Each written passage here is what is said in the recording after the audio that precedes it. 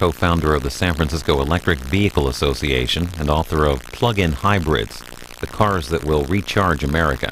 And next, she talks about the benefits of hybrid electric cars at an event hosted by the Sierra Club in Tacoma Park, Maryland. This is about an hour.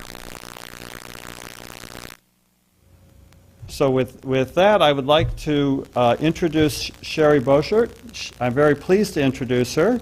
She's been an award-winning medical news reporter in the San Francisco area with the International Medical News Group since 1991.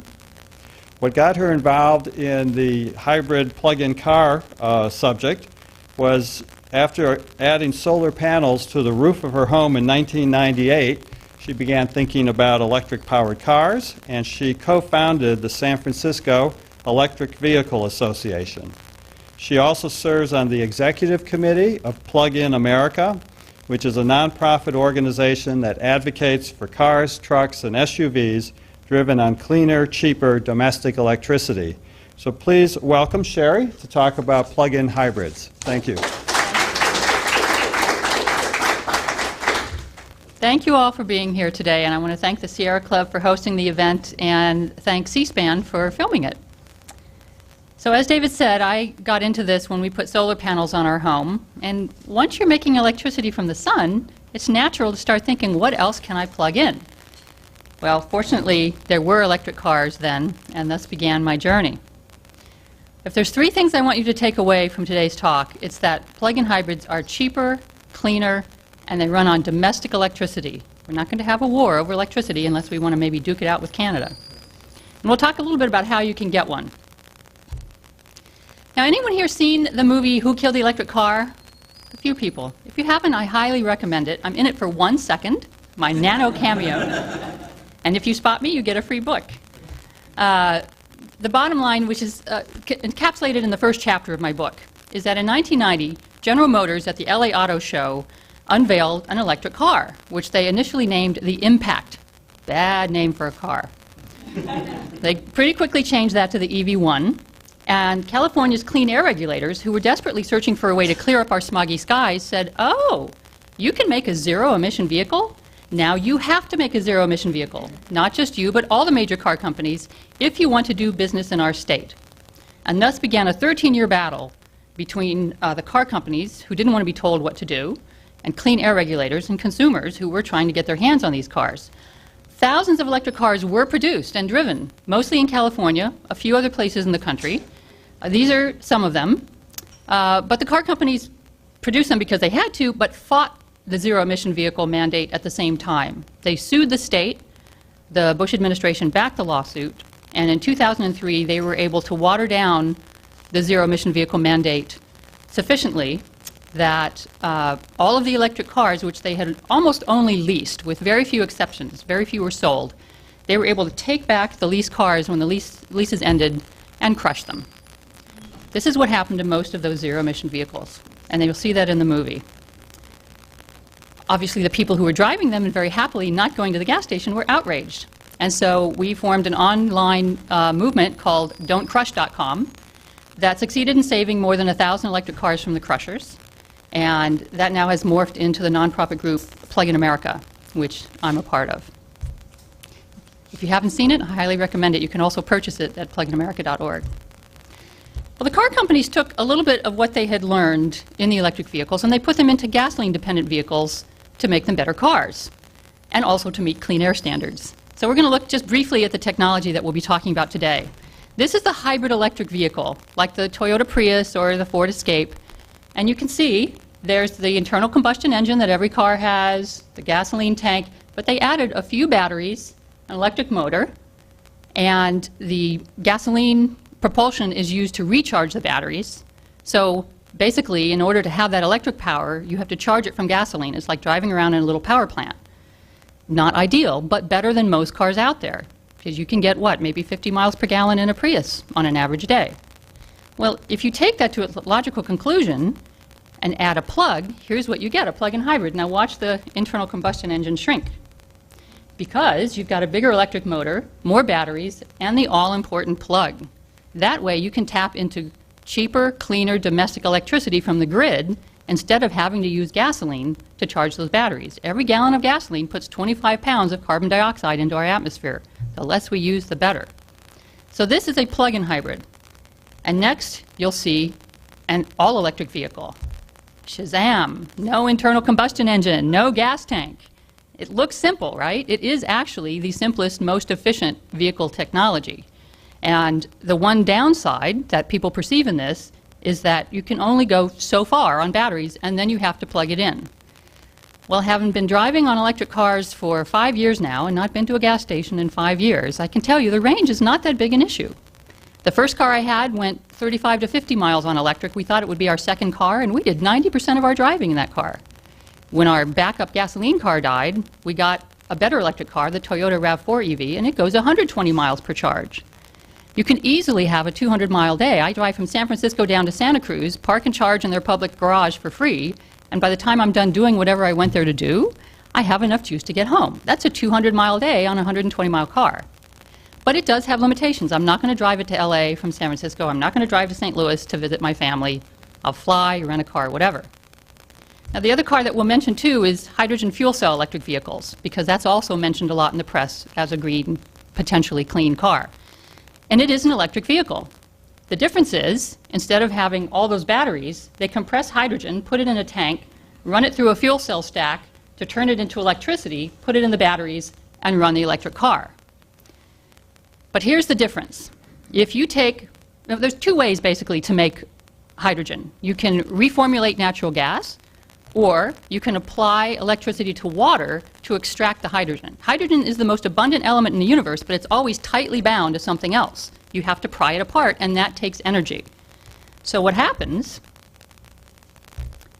here's two examples of the only two current ways to make hydrogen. Over here is reformulating natural gas. You could turn natural gas into hydrogen, but why would you want to? If you put that natural gas in a compressed natural gas car, which you can buy today from Honda, you can go 60% further in that natural gas car than you could in a hydrogen car, because you don't have that inefficiency of converting it to something else. With electrolysis, applying electricity to water to extract it, the schematic goes like this. In an electric car, you take electricity, you put it in the batteries, you run the car. With a hydrogen fuel cell car, you take the electricity, you apply it to a water to extract the hydrogen, compress it, put it in a tank in the car, run it through a fuel cell to turn it back into electricity, put it in the batteries, and run the car. Now, which one sounds more efficient to you? That's why it takes 4 times as much electricity to run a hydrogen fuel cell car. Now, hydrogen proponents usually say, we're not going to use natural gas in the long run, it's a fossil fuel, we're going to run out, we will do electrolysis, but I don't think our society can afford to put up 4 times as many solar panels as we really need to run a car. So that's kind of my bias, but we'll come back to this, and you'll see why I wanted to explain this inefficiency. So plug-in hybrids are cheaper. Now, I'm a news reporter, I'm a writer, I'm not an engineer or a tech goddess. So I put plenty of technology in the book to please the engineers, but really I tell the story through the people, because I find that fascinating. And this is the California Cars Initiative. This guy, Felix Kramer, and his sidekick, Ron Grumben, basically took a Prius in Ron's garage there in Corte Madera, California, and they added some basic electric bicycle lead-acid batteries, and an electric motor and a little software to fool the car into doing things it wasn't trained to do. And when they did that, in most daily driving, they got 100 miles per gallon. And they did this to show that it can be done. If they can do it in Ron's garage, General Motors, Toyota, hello, you can do it better. That's what this was all about. Well, Felix Kramer, the founder, then things started mushrooming because he put it on the public map. And he's got a full chapter in my book. But he took his car then to a little startup in Southern California, Energy CS, and they put better batteries than the ones Ron had used. They put lithium-ion batteries in the car, the kind that run laptops and cell phones. And then he posted a typical day of driving compared to his Prius before it was converted to a plug-in. And this day was 51 miles, mostly on the highway. He averaged 124 miles per gallon of gas, and about a penny or 2 per mile of electricity is what that works out to be. He used 61% less gasoline. And even when you factor in any emissions from the power plants, he cut his greenhouse gas emissions in half compared to the Prius, the cleanest car out there. And it cost him $1.76 for that day instead of $3.17. Driving on electricity is cheaper. The National Renewable Energy Laboratory also did some modeling. These numbers don't come out quite as good as Felix's real-world experience, but modeling studies are important, and they played with numbers, and for 227 vehicles driving around St. Louis for over 8,000 miles, they calculated that a conventional internal combustion engine car would get 26 miles per gallon, a hybrid 37 miles per gallon. A PHEV 20 is a plug-in hybrid that has a 20-mile electric range before you need to use a lot of gasoline. A PHEV 40 has a 40-mile electric range, so the more electricity you put in, the less gas you use. Bottom line, plug-in hybrids reduced operating costs by about 40%, which averaged out to almost a $500 annual savings for the owner. So people save money driving on electricity. Now, Professor Andy Frank at the University of California, Davis, he's kind of the father of the modern plug-in hybrids. He and his students have been building from scratch and converting cars to plug-in hybrids for a decade now. And they pretty quickly switched from doing small cars to doing big cars, because they know a lot of Americans like big cars. And when I spoke at universities in Florida, one of the first things they tell me was, I don't want a Prius, I tow a boat, or I live in an area that floods, I need to be high off the ground. So he very quickly turned to doing big SUVs. The one you see up there could go 60 miles on electricity before it needed gasoline. They loaded that sucker down with college students, and it still burned rubber. It has plenty of power. The average consumer, though, when you talk about the costs of plug-in cars, the operating costs, that's all good, but what's the sticker price? I mean, can I afford this thing? And Professor Frank estimates that if a major automaker mass-produced a plug-in hybrid, it shouldn't cost more than 10 or 15% more than a comparable hybrid. So a Prius sells for what, $22,000, $23,000? If you add $2,000 or $3,000 to the cost of that car, you still have a car well under $30,000 that could get over 100 miles per gallon. What if we all start plugging in our cars? Are we going to overload the grid? This is a common question I get, especially in California, where we've had rolling blackouts in the hot summer months. No, that's the short answer. People plug in their cars at night while they sleep, and that's especially true of plug-in hybrids. I mean, with electric cars, you do run out of juice eventually. A plug-in hybrid, if you forget to plug it in, or you're running errands or whatever, and you run out of electricity, you still have the gasoline behind you, or the biofuels, or the biodiesel, whatever. So you don't need to plug in during the day. The U.S. Department of Energy estimated that the existing grid capacity that's out there at night, because keep in mind, we build power plants to meet our needs during the day when everyone's awake. When we all go to sleep, those power plants are still there. Some of them just keep churning, and some of them are powered down, very inefficient. If we were plugging in cars, the U.S. DOE estimates that we could power 73% of daily commutes to and from work for every car, truck, SUV, and van in America without building a single new power plant. That's a lot of cars, and by the time we get that many on the road, which would take more than a decade, we will have time to plan for, are we going to, make everything else more efficient so we have power for the rest of the cars, or what? So plug-in hybrids are cheaper. Driving on electricity is also cleaner. This is the issue that I research the most. I am on the Sierra Club Bay Chapter's Energy Committee in the San Francisco Bay Area, and because I got into this through solar panels, I wanted to be sure that I wasn't advocating something that was going to be worse for the environment than better. Because I know not every state's grid is as clean as California's, and not everyone has solar panels yet. So this is another character in my book, Mark Geller. He was a photographer, now he's a solar installer.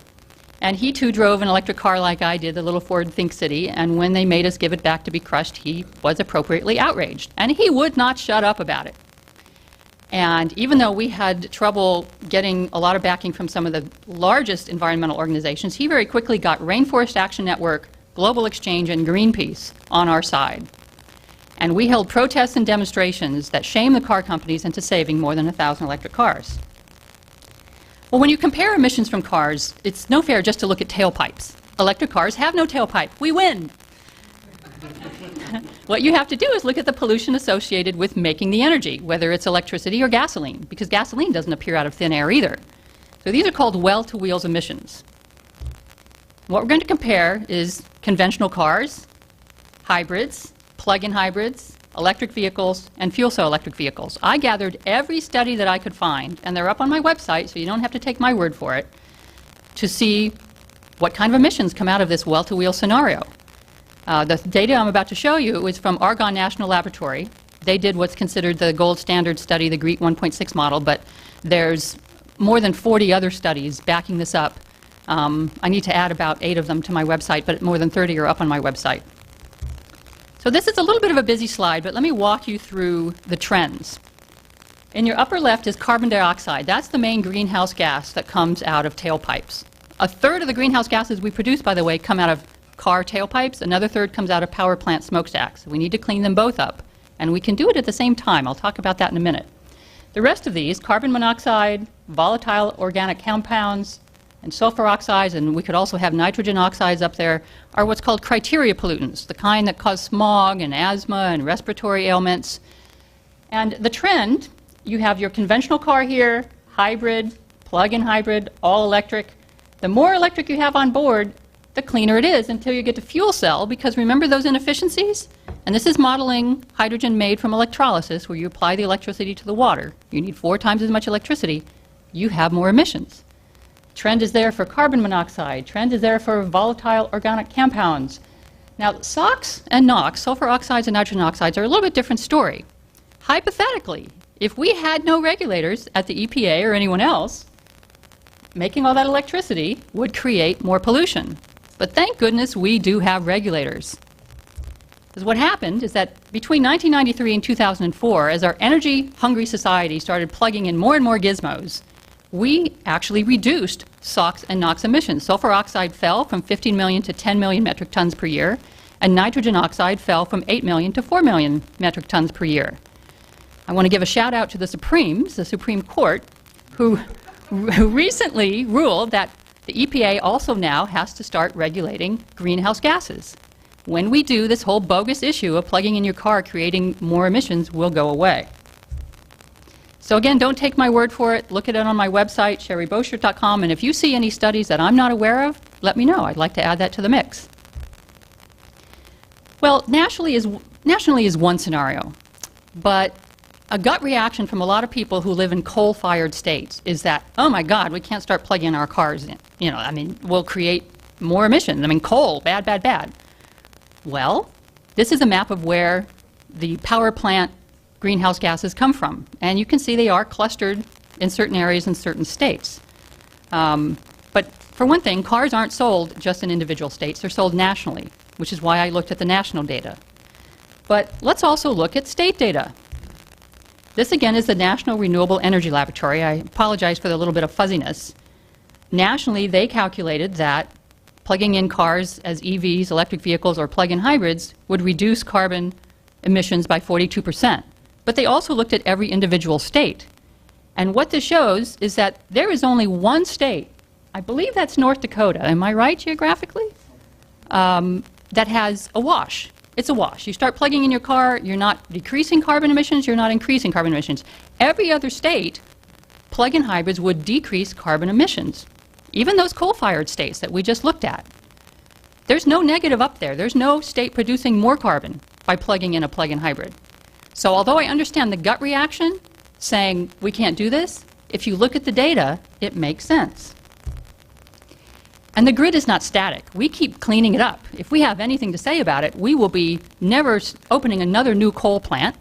I mean, that has to be rule number 1 for the power industry if we're going to stop global warming.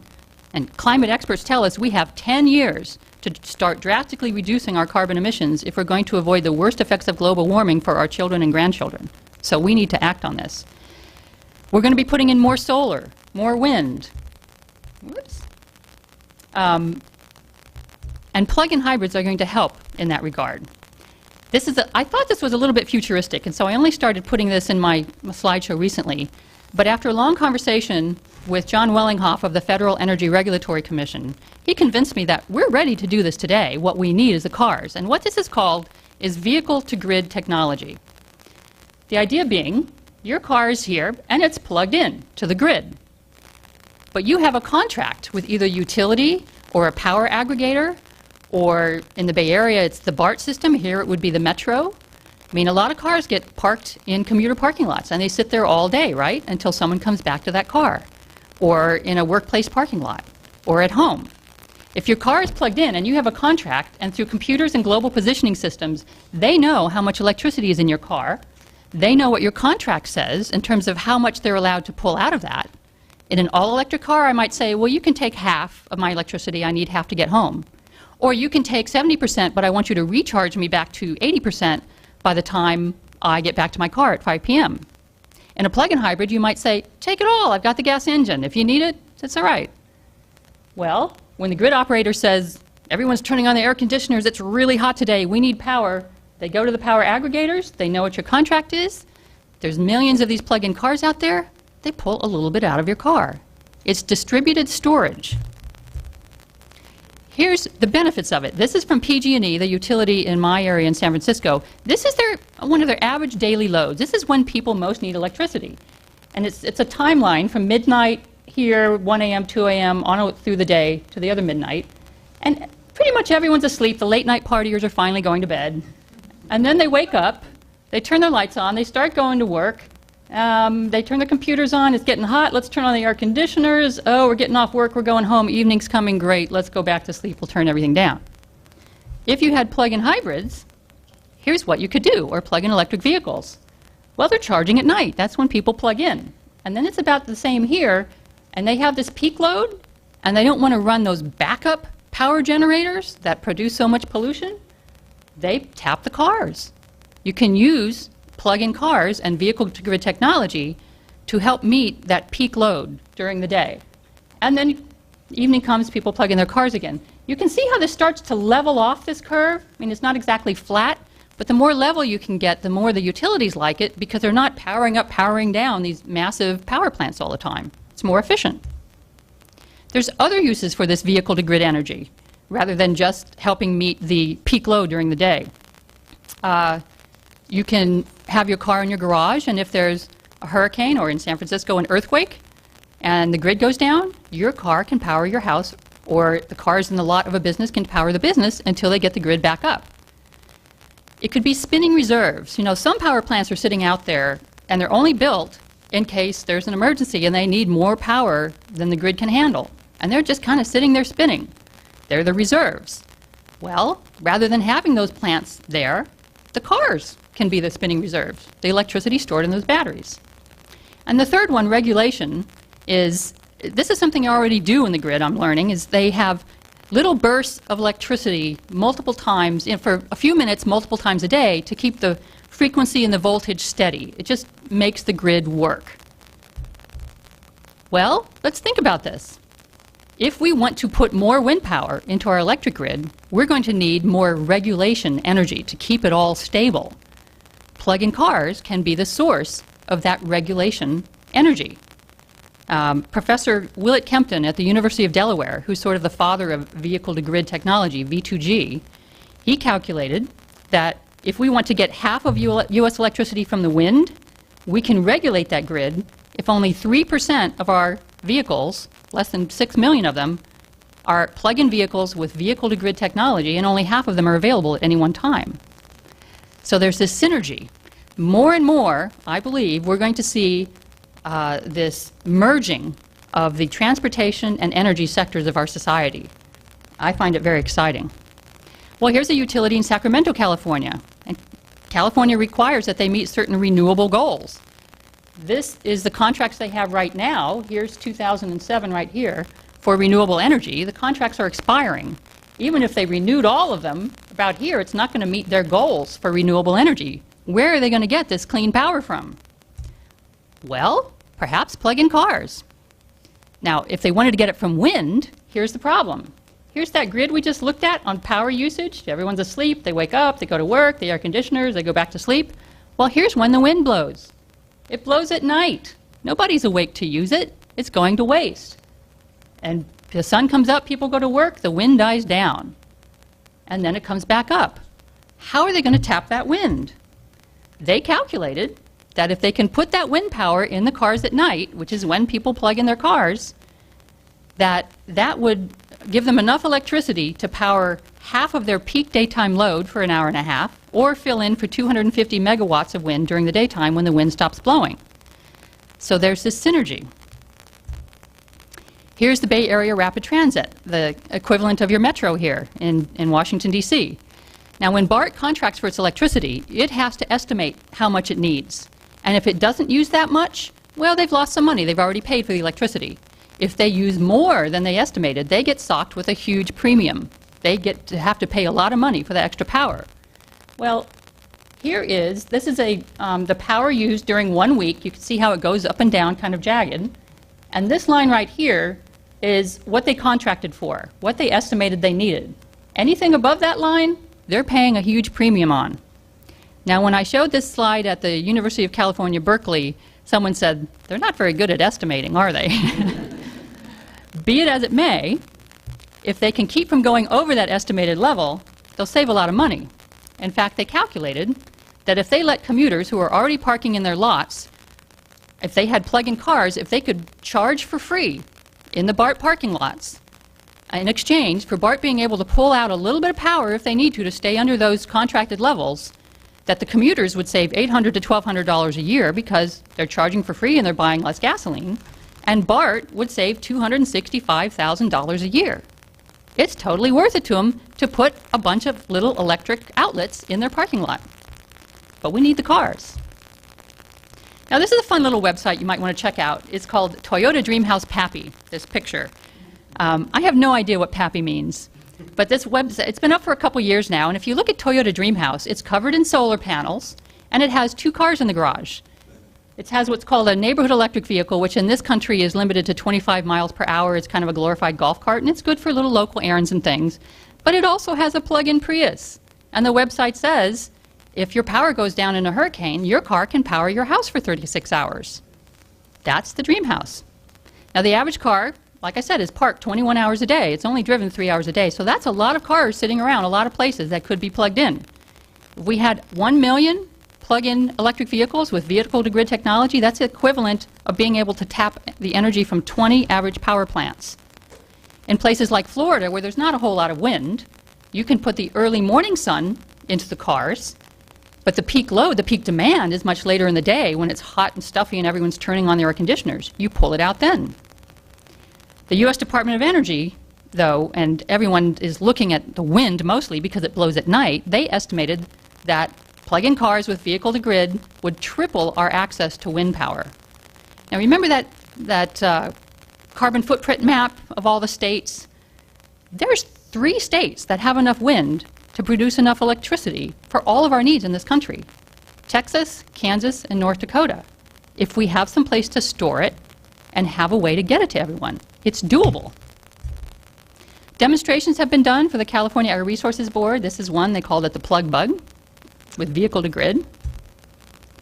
Willett Kempton, again, at the University of Delaware, estimates that the technology to do vehicle-to-grid would add maybe $400 to the cost of the car. That's not out of the norm. And John Wellinghoff of the Federal Energy Regulatory Commission likes to show this slide, which he calls the cash-back hybrid, because he estimated what this would be worth to the owner of the car. Here you have, again, the conventional internal combustion engine car, the annual fueling cost for buying gas, $1,200. With a hybrid, that goes down to about $720, he estimated, and he used pretty conservative estimates. In a plug-in hybrid, for gasoline and electricity, the annual fueling cost is $495. But if you have V2G and you have a contract for, say, spinning reserves, which is the ones where they'll hardly ever tap your car, that's just, it's there in case they need it, they might pay you $425 a year. If you have a contract for regulation, remember, a few minutes, multiple times a day, they might pay you $2,700 a year for the privilege of tapping your car. On top of you saving the money from driving that car, this is the cashback hybrid.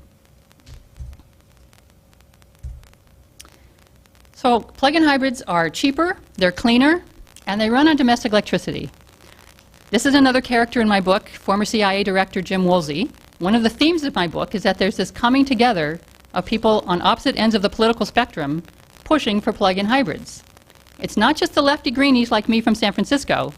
It's the neoconservative national security hawks like Jim Woolsey and a bunch of other people from the Reagan administrations and Bush Sr.'s administrations. Why do they want plug-in cars? Well, the majority of our petroleum is imported from other countries, most of whom don't particularly like us. And cars and trucks use most of that oil that we import. Our transportation sector is about 98% dependent on petroleum. If we can get off of oil, our country will be that much more secure and not at the mercy of the countries that control the oil. We won't be so vulnerable, and that's why the conservatives like this idea. Well, they've been working on the Bush administration and others for a few years now. And I don't know if you noticed, but in the last two State of Unions, Bush did plug-in hybrids. But more fascinating to me is, very quietly, the day after his State of the Union speech this year, he issued an executive order saying that when plug-in hybrids are available, any federal fleet that has 20 or more cars must buy plug-in hybrids, with a little footnote saying, assuming the life cycle costs are comparable. Well, that's already been proven. That's already been shown. So what he's saying is, give us the cars and we'll buy them. That's a huge market. Now, President Bush also backed a lot of other schemes that I'm not very fond of. He talked about nuclear power, and he talked about hydrogen, and he talked about coal to liquids, and squeezing oil out of the tar sands of Canada, etc. Do we really need to do all that? The National Renewable Energy Laboratory mapped out where all of our clean renewable sources of energy are, so we have a pretty good sense of what parts of the country have what. There's a lot of wind, solar, biomass, geothermal. I want to draw your attention to a report by the American Solar Energy Society. This report has been adopted by the National Sierra Club as their roadmap for dealing with the climate crisis, for dealing with global warming. And they did an interesting thing in this study. Instead of saying, global warming, we have a problem, let's make a plan to fix it, they said, global warming is a problem. What's possible? How many solar panels can we put up? How quickly? How many windmills can we build? How fast? And they farmed it out to experts, and they pulled it all back and added it up. And I'm very happy to say this is doable. This graph, this wedge, this line right here is our carbon emissions from the year 2005 out to 2030. And this is business as usual. If we don't do anything, our carbon emissions are going up, up, up. It's already too late to avoid some effects of global warming. If we don't change that, some much worse effects are coming. Well, the Tackling Climate Change report found that if you add up different strategies, we can deal with that. The biggest wedge is efficiencies. With the technology that's available today, they wanted to make this real and what's doable today. If we made our appliances and all of our electronics, et cetera, and our homes and our buildings more efficient, that gets rid of a huge chunk.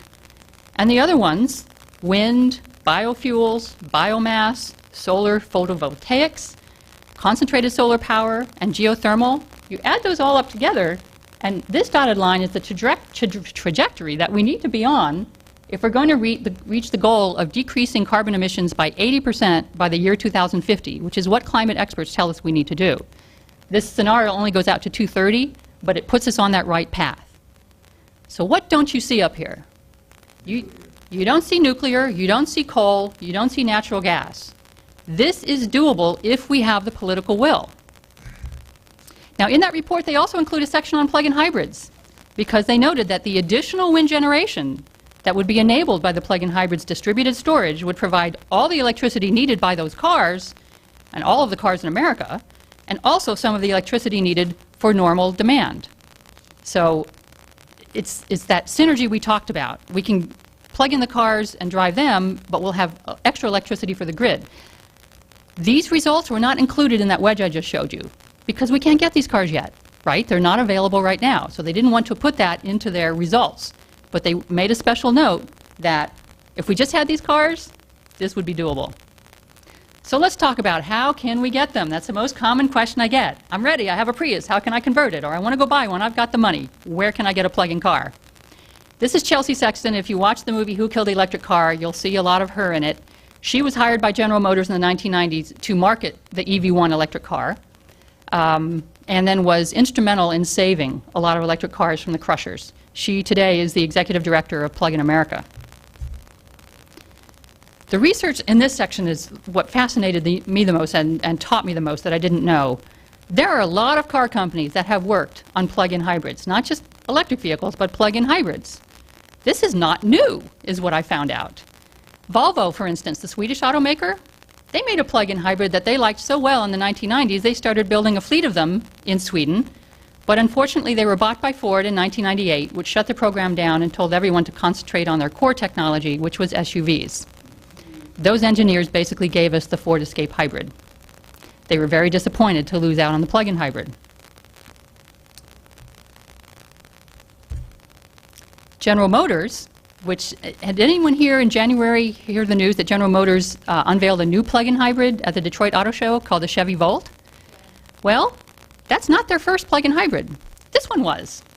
This is a plug-in hybrid version of the EV1 electric car in the 1990s. Chelsea Sexton used to be at auto shows showing it to people, and she would explain, you can drive initially on electricity locally, but the few times you need to drive long distance, you have the gas engine and the gas tank. And they'd go, oh, that's what we want.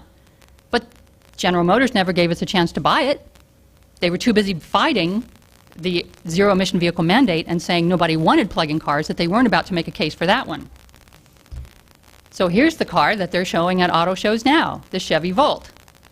It's also a plug-in hybrid. Instead of going 25 miles electric like the previous one on nickel metal hydride batteries, this one can ostensibly go 40 miles on lithium-ion batteries.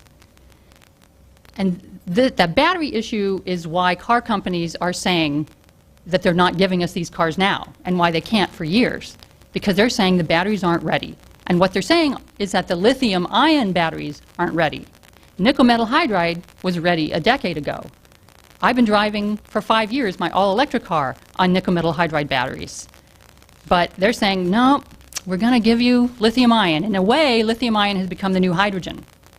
I mean, they watered down the ZEV mandate saying, we don't want to make plug-in cars because they promised hundreds of thousands of hydrogen fuel cell cars on the road by 2004, 2006. Now, we're not going to make plug-in cars because right around the corner is hydrogen. Well, now the tune is we're not going to make plug-in cars because lithium-ion batteries, they're right around the corner. They're better than nickel metal hydride. That may be true, and it may not. It's no excuse for not giving us the cleaner cars we could be having today. But let's not just dump on General Motors. Professor Andy Frank at UC Davis, the godfather of plug-in hybrids, he and the company that invented the nickel metal hydride battery, energy conversion devices, they converted one of the very first Priuses in the 1990s to a plug-in hybrid, and it too got a 25-mile electric range. And remember, cow cars with a mere 10-mile electric range on lead-acid batteries was getting over 100 miles per gallon. So 25 miles, not too shabby. You'd get very good mileage. They showed it could be done. This car, every major car company came and looked at it. Toyota engineers drove it. They picked it over. And it was driven by ECD employees till about 2004, and now they're not sure. They tell me they don't know where it is. So what can we do to get plug-in hybrids? I honestly believe it's going to take the push of government regulation and the pull of consumers if we're going to get these cars.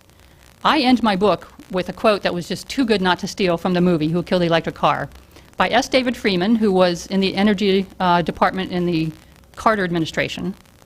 And he said the American public needs to be reminded that it took a law to get seatbelts. It took a law to get airbags. It took a law to get catalytic converters to control the pollution. It took a law to get the fuel mileage up from 12 miles per gallon to 20 miles per gallon. I think clean cars are too important to be left to the automotive industry. And I think he's right. Now, fortunately, the California Air Resources Board, which if you recall in 1990 passed the zero-emission vehicle mandate that got us those electric cars in the first place, well, every X number of years they review it and revise it. And this is one of those years.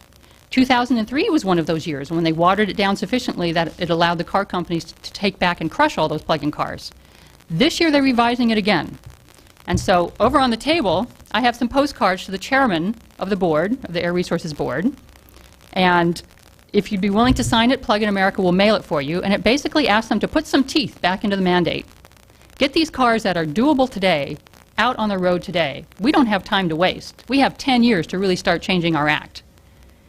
This has national implications, and the reason I'm asking you to sign it here in Maryland and Washington, D.C., because under the Clean Air Act, every other state has the option of following federal clean air laws or California's clean air laws.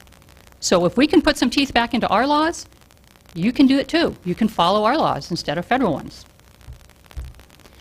On the other side, the pulling from consumers, the city of Austin, Texas started a campaign called Plug-in Partners. Now, I don't know how many of you know this, but Austin uses more renewable power than any city in the United States. Who knew? They have a lot of West Texas wind. And they'd like to use more of it, but it blows mostly at night.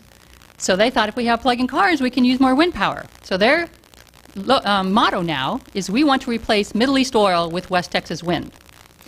So they went around to the 50 largest U.S. cities and businesses and individuals and to get them to be plug-in partners, which basically says, yes, it's a message to the car companies saying, we want cars that get 100 miles per gallon. We want to plug in our cars. They now have more than 36 top U.S. cities, including Baltimore. I recently got the Sierra Club San Francisco Bay chapter to become a plug-in partner, and the Los Angeles Sierra Club, and another chapter in San Jose. Every Sierra Club chapter, every business, every city, every state could be a plug-in partner to overwhelmingly counter one of the three excuses the car companies always give for not selling us plug-in cars. They always say nobody wants them, they're too expensive, and the batteries aren't good enough. So Austin set out to get rid of excuse number one, and you can help them. Individuals can sign a petition, organizations and businesses can become a plug-in partner, and any organization that has a fleet, and a fleet can be one car or more, you can put in an advance purchase order, a soft purchase order. It can't be a firm purchase order until these cars are available and you know what your budgets are. But advance purchase orders are usually honored. And plug-in partners have gathered now more than 8,000 orders for a car that doesn't exist yet, just to show there is a market out there. Some small companies are not waiting around for regulators or the big Detroit auto companies to give us plug-in cars. They're putting new all-electric cars on the road. Plug-in hybrids, I think, are going to have to come from the major automakers. They're a more complex beast. But all-electric cars, very simple, very efficient. Anyone here hear of the Tesla Roadster? It's a new startup in Silicon Valley. They raised $40 million from Google and another $60 million from someplace else. And they're selling the Tesla Roadster. Costs $100,000 each. They've sold 400 so far. If you do the math, that's $40 million.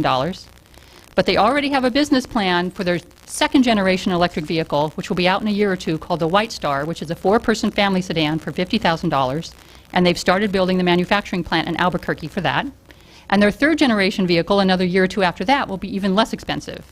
So we may be seeing them become a big player if Detroit can't get its act together. The little Think City that I love so much, which was my first car, has been sold several times and then has been revived by a Norwegian company.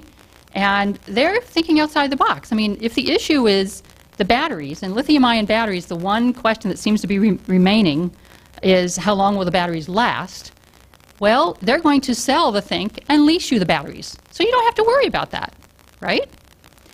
And I should say also, because of the vehicle-to-grid scenario and power companies finally cluing into the possibilities of this, PG&E, my power company, has said that when plug-in cars are available, if your batteries start to wear down, you know, they don't just die, they just kind of wear down over time.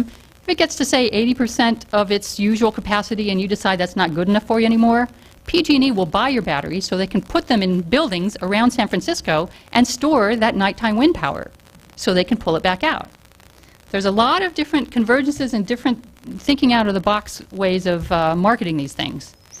But for right now, the bad news I say for the last, if you want a plug-in hybrid, there's only two things that you can do to get one. One is, if you're a hands-on guy like Charlie Garlow or Dave Goldstein here with the Electric Vehicle Association of Washington, D.C., and you want to tinker with your car and you have some experience in high-voltage electronics, there is a website, an open-source website put together by the Electric Auto Association and calcars.org that tells you how to do it. And they're putting together a video, and they hope to have a package of components they can sell you. If you want to take your Prius and you want to tinker with it in your garage, it will tell you how to do it. It's not simple, and it takes a fair amount of work, but it can be done. And there's now a few dozen plug-in hybrids in the world. There'll be some interesting news tomorrow, a big announcement from Google where I spoke on Friday that will give you some more exciting little tools to play with, but I'm not allowed to say what they are. The other thing that we can all do, though, is to take a stand.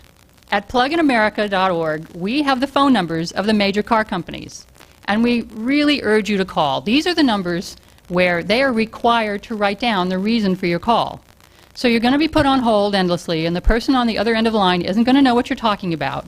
But say it anyway. Tell them, I'm not going to buy another new car until it has a plug on it. No plug? No deal. Our spies inside the car companies tell us this is making a difference. So if we can get the push of government regulations and the pull of consumers, we'll get these cars a lot faster than the 2010, 11, 12 scenario that they say they might give them to us. And coincidentally, those are the dates by which they have to start doing something again to meet California's zero-emission vehicle mandate. So it hasn't gone away totally, but so right now, they don't have to. So we need to put some more teeth in the mandate this year. Whoops, hang on. Sorry about that. It's going to take all of us doing all of our parts to make this happen, from the left and the right and everyone in between. But I really believe we can. A lot has changed, and there's a lot of activity going on that I'd love to share with you and don't have time. But I will be signing and selling books, answering questions. I'll stay here as long as anyone wants to chat. I thank you so much for being here today.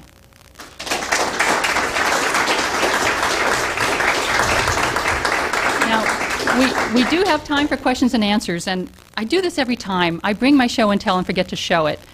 When people talk about how we get our cars off of petroleum, with a lot of scenarios like hydrogen, it involves building a new infrastructure. You have to have hydrogen fueling stations. For plug-in cars, this is the infrastructure. It's already here. There's plugs all over this building. There's plugs in most garages. It's not so expensive to make it work. Questions? One idea that was thrown out a few years ago was to eliminate the gasoline service stations and replace them with battery service stations. So you drive 100 miles and you go in and you get a new battery. You just pull the battery out of your car, put another one in, in a matter of maybe 30 seconds, and you go on. Yeah, the question, if you didn't hear it, was there was a scenario thrown out a few years ago about what if instead of having gasoline fueling stations, we have battery swap stations, where if you need to drive long distance in an electric car, you pull in, they swap out your batteries, they put in new ones. That actually was done in the early 20th century, in the early 1900s. Some electric cars did do that. But I think automakers decided, and I tend to think they're right, that that wasn't really realistic because different vehicles have different designs and no one had settled on a particular battery chemistry, and that again involves building new infrastructure. You have to build those things, whereas there's a plug everywhere. If you can, with modern batteries, I mean, my car goes 120 miles per range. The Tesla motor car will go 200 miles per charge. And with other design cars, you could potentially, and other batteries, you could go 300 miles per charge. They're using lithium ion. Tesla is using, instead of waiting for large-size lithium-ion batteries to be built for cars, they're taking the small ones, the kinds that are in, I think, laptops, and they're putting, if I'm getting the number right, 18,600 batteries grouped into different cells so that if one goes bad, there's all these other cells that work. And it makes battery management and thermal management issues easier. So, the Tesla, I don't remember. I mean, a question over here? Actually, it's kind of a comment, and that is, these things are well and good, but what's even more efficient are my feet and my bicycle. Thank you. And if we keep driving cars, we're going to have to build the ICC, and we're going to have to expand the capacity of our roadways. So it's a good solution, but it's not a total solution. Thank you for that. For anyone who didn't hear it, or the viewers, the comment was, cars are not the ultimate solution. We need to be promoting more walking, more bicycling, more transit, and get people out of their cars and build more transit-friendly communities and walking communities. And I completely agree. And in the introduction to my book in the last chapter, I say that. And I truly believe that. My partner and I share one car.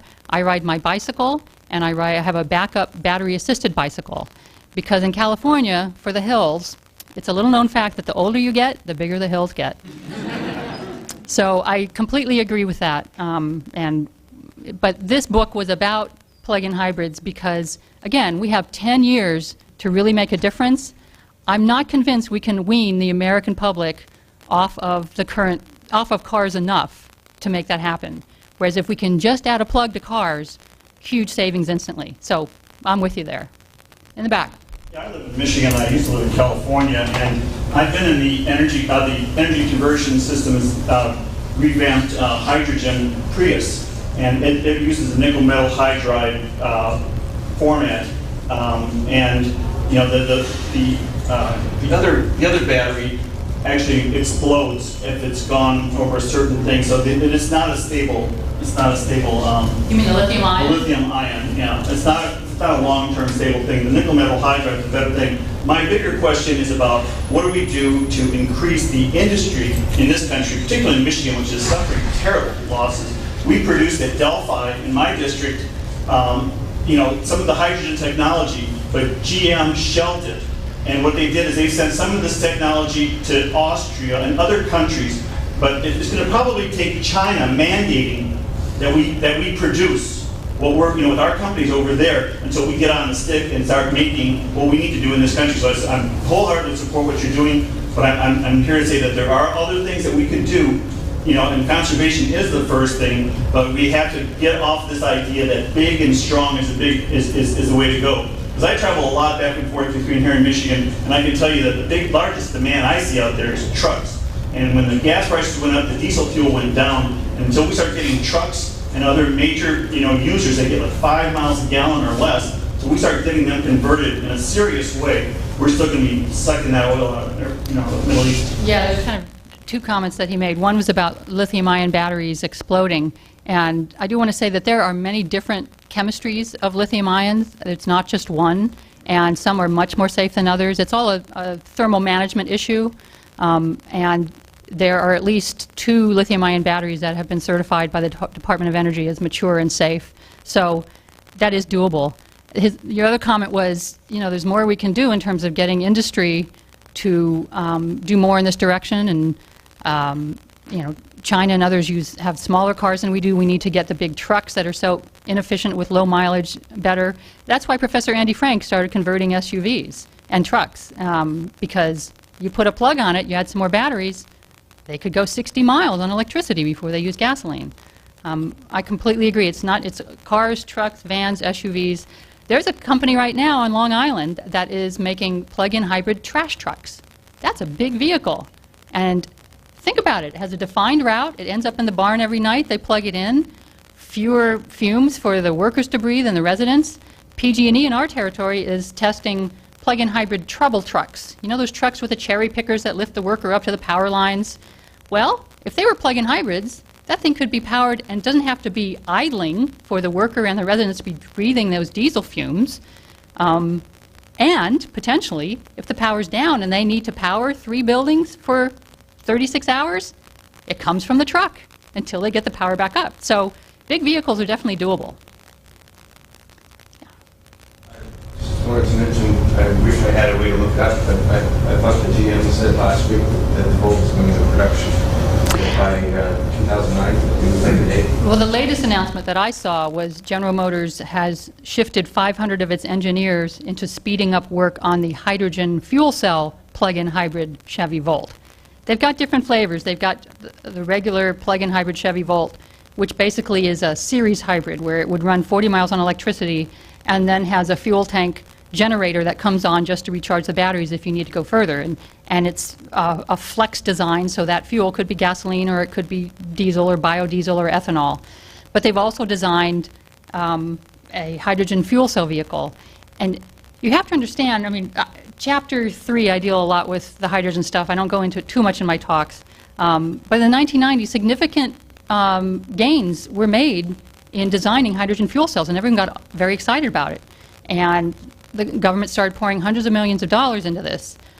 But it became clear pretty quickly that there were some insurmountable engineering challenges with this and technological challenges. Joseph Rome, who was in the Clinton administration and part of that ramping up of the spending on hydrogen in 2004, wrote a book called The Hype About Hydrogen, about how it doesn't make sense. And everyone kind of knows it, but there's this self-perpetuating industry that isn't going to die, and it's on a lot of politicians' lips as we're doing something green. And the car companies, number one, used it to get rid of the electric cars, saying we're going to do this instead. But they then revised the California mandate in 2003 in a way that favors hydrogen fuel cell vehicles. So they're still doing this research because if they're actually required to do something, it's either going to be plug-in vehicles or hydrogen fuel cell vehicles, and they're going to have to start producing something. There's no way they're going to produce as many hydrogen fuel cell vehicles as the law requires them to. And everyone kind of knows that. So what they're lobbying for now, this year, when we're revising the regulations, they want to push out those deadlines to 2019 and say, you know, we run up against some technological challenges here. We're still working on it, but we need more time. If they succeed in that, my friends, it's business as usual for the next 12 years. It's a nightmare, because we won't get plug-in vehicles if they're allowed to say, you don't have to do anything until 2019, and then give us hydrogen fuel cell cars. You had a question? Yeah, I do have a question about the batteries. Sounds like they don't last forever. And then, you know, you've got PG&E buying up the slightly ineffective batteries. But I'm just thinking eventually, I assume they have to be recycled or disposed of, and is that an issue that we need to worry about? That's another common question. What about all these batteries? Are they recycled? Are we dumping them on third world countries? When you hear cases of them not being recycled and being dumped, those tend to be the small size batteries that you use in little consumer gizmos. Automobile batteries are very well recycled. I mean, think about it. Every 240 million cars in America has a lead acid battery. 98% of them are recycled, and the only other 2% is because people don't bring them in. With nickel metal hydride and lithium ion, those are much more valuable metals than lead, and recycling programs are starting up. I understand Toyota has a bounty on every nickel metal hydride battery in its cars.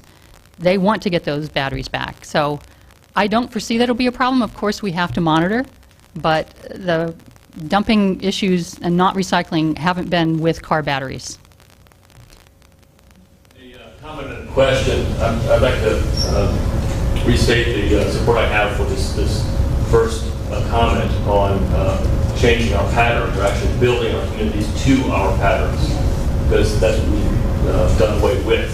We're subsidizing and forcing a way of life that's not something that we naturally choose.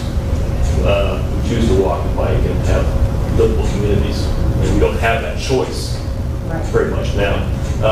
But in your book and in the studies and graphs that I've seen, oftentimes the bigger picture is not a graph. The graph of carbon dioxide emissions over time and different ways of reducing that footprint do not generally include the what if scenarios of building more walkable communities, which I would like to see. Because if we're not looking at it, visualizing it, we're not going to go there. And secondly, the question is, who loses here in plug-in hybrids? Obviously, that's why they're not here now, because somebody loses. So who is it that is at risk? So this is probably a good place to end, too. Who loses with plug-in hybrids? And that might be rephrased as one of the other most common questions I get is, why won't the car companies give us these cars? If everyone wants them, if they are cheaper, cleaner, and domestic, why not? That's not an easy question to answer. It's multifactorial, and that's why I encourage you to see Who Killed the Electric Car.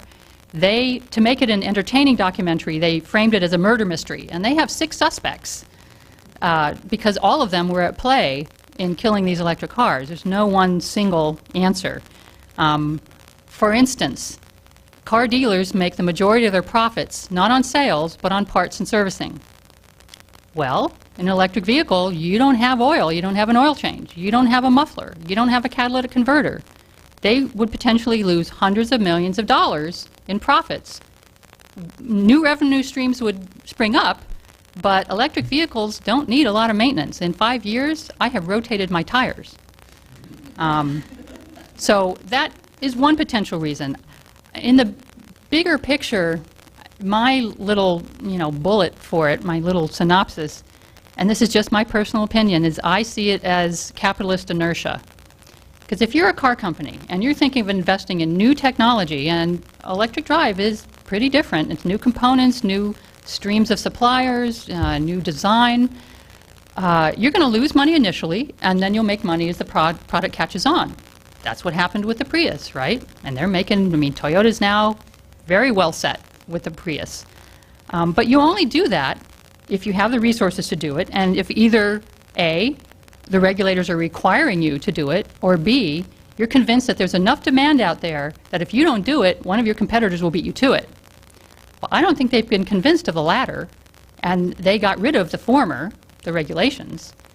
Because when you think about it, I mean, Toyota, our spies tell us, has a plug-in Prius. Why won't they sell it to us? They're the darlings of America right now. I mean, they've already got the manufacturing plants and the system set up to be selling you Priuses, and they're considered the greenest car in America. And because of all the credits that they built up with the state of California by making electric vehicles and then hybrids, they don't have to do anything to meet clean air requirements until at least 2012. And then you have sort of the culture of corporations. I'm told Toyota doesn't like to do things first, someone else does it, and then they come out with something better. I don't know. There's no simple answer, and I don't have a crystal ball to know what the answer is. All I know is if we want these cars, we need to act. We need to push our government regulators, and we need to tell them we're not going to buy a car without a plug on it. So thank you so much for being here today. We'll be selling books, and I'm happy to answer individual questions on the side.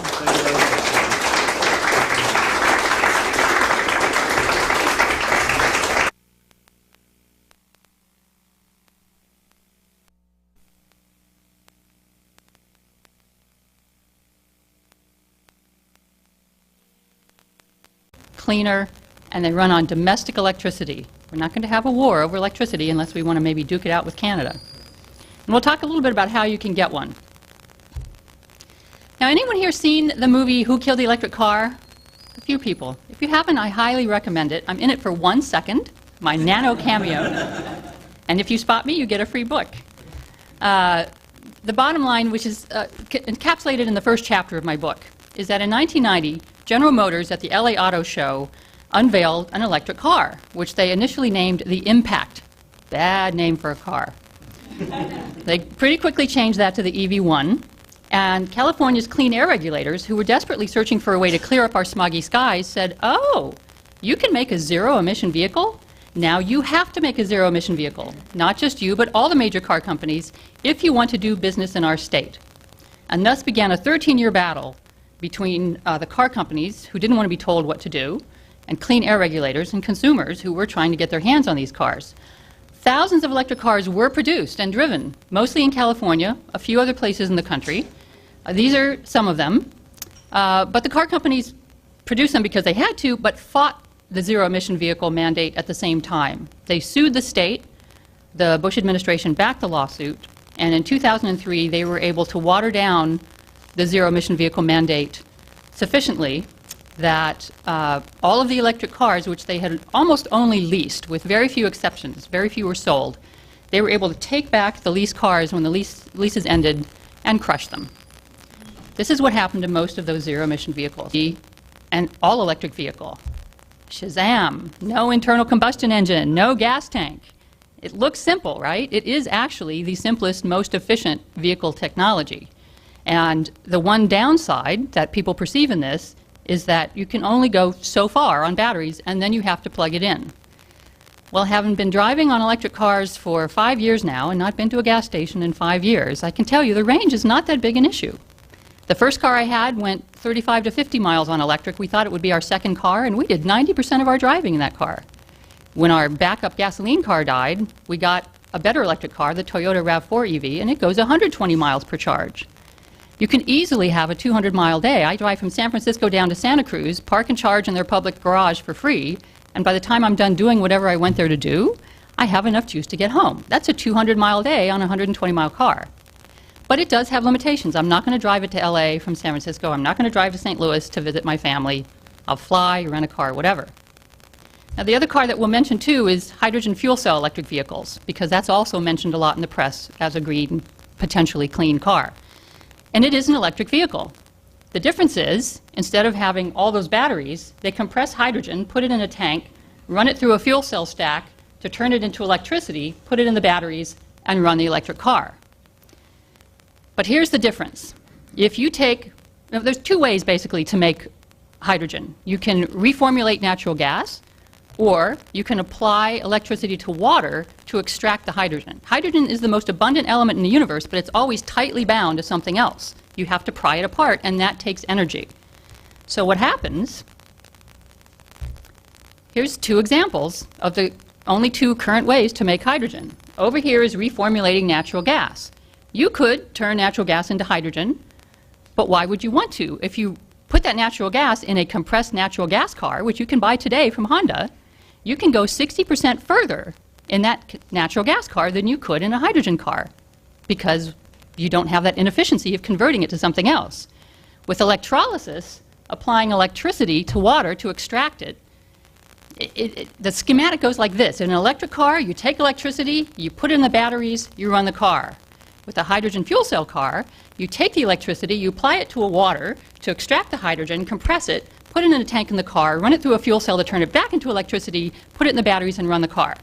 Now, which one sounds more efficient to you? That's why it takes 4 times as much electricity to run a hydrogen fuel cell car.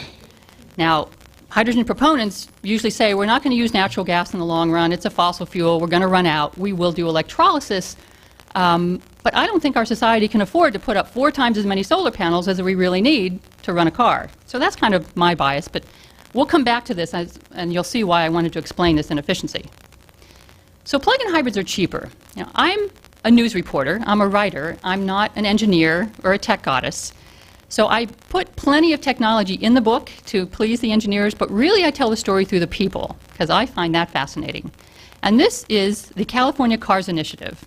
This guy, Felix Kramer, and his sidekick, Ron Grumben, basically took, and you'll see that in the movie. Obviously, the people who were driving them and very happily not going to the gas station were outraged. And so we formed an online movement called don'tcrush.com that succeeded in saving more than 1,000 electric cars from the crushers. And that now has morphed into the nonprofit group Plug-in America, which I'm a part of. If you haven't seen it, I highly recommend it. You can also purchase it at pluginamerica.org. Well, the car companies took a little bit of what they had learned in the electric vehicles and they put them into gasoline-dependent vehicles to make them better cars and also to meet clean air standards. So we're going to look just briefly at the technology that we'll be talking about today. This is the hybrid electric vehicle, like the Toyota Prius or the Ford Escape. And you can see there's the internal combustion engine that every car has, the gasoline tank, but they added a few batteries, an electric motor, and the gasoline propulsion is used to recharge the batteries. So basically, in order to have that electric power, you have to charge it from gasoline. It's like driving around in a little power plant. Not ideal, but better than most cars out there, because you can get, what, maybe 50 miles per gallon in a Prius on an average day. Well, if you take that to its logical conclusion and add a plug, here's what you get, a plug-in hybrid. Now watch the internal combustion engine shrink, because you've got a bigger electric motor, more batteries, and the all-important plug. That way you can tap into cheaper, cleaner domestic electricity from the grid instead of having to use gasoline to charge those batteries. Every gallon of gasoline puts 25 pounds of carbon dioxide into our atmosphere. The less we use, the better. So this is a plug-in hybrid. And next, you'll see Co-founder of the San Francisco Electric Vehicle Association and author of Plug-in Hybrids, the cars that will recharge America. And next, she talks about the benefits of hybrid electric cars at an event hosted by the Sierra Club in Tacoma Park, Maryland. This is about an hour. So with that, I would like to introduce Sherry Boschert. I'm very pleased to introduce her. She's been an award-winning medical news reporter in the San Francisco area with the International Medical News Group since 1991. What got her involved in the hybrid plug-in car subject was after adding solar panels to the roof of her home in 1998, she began thinking about electric-powered cars, and she co-founded the San Francisco Electric Vehicle Association. She also serves on the executive committee of Plug-in America, which is a nonprofit organization that advocates for cars, trucks, and SUVs driven on cleaner, cheaper domestic electricity. So please welcome Sherry to talk about plug-in hybrids. Thank you. Thank you all for being here today, and I want to thank the Sierra Club for hosting the event and thank C-SPAN for filming it. So as David said, I got into this when we put solar panels on our home, and once you're making electricity from the sun, it's natural to start thinking, what else can I plug in? Well, fortunately, there were electric cars then, and thus began my journey. If there's 3 things I want you to take away from today's talk, it's that plug-in hybrids are cheaper,